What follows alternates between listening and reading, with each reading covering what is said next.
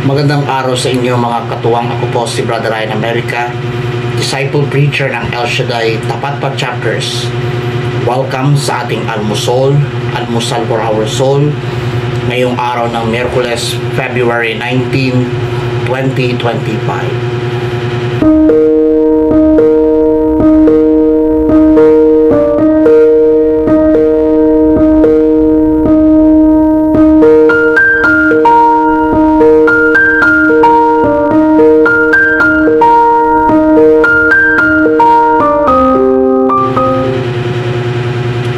Mabuting balita ay Mark 8:22 to 26.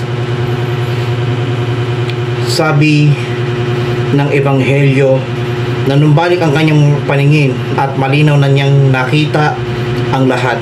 Sinabi sa kanya ni Jesus, umuwi ka na, huwag ka nang dumaan sa bayan. Tila maganda pong trending ngayong Miyerkules ang sinabi ng Panginoon, huwag ka nang dumaan or huwag dumaan sa iba. In other words,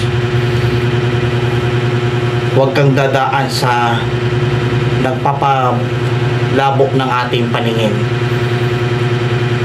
Dahil sa himala ng Panginoong Diyos, ginawa ng Panginoong Diyos sa isang lalaking bulag, gumawa ang Panginoon ng paraan para alamin kung ano nakikita ng lalaki. Kaya maganda po na patuloy nating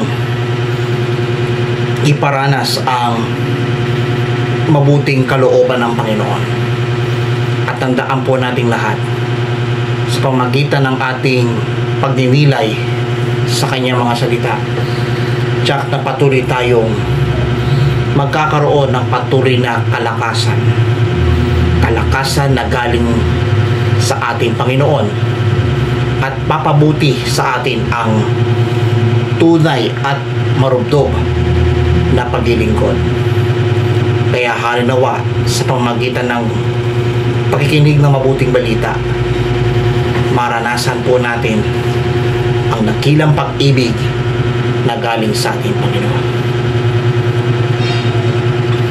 Let us make a vision clear with God's goodness. Kung nagustuhan niyo po ang video nito at pagpala, pass to everybody.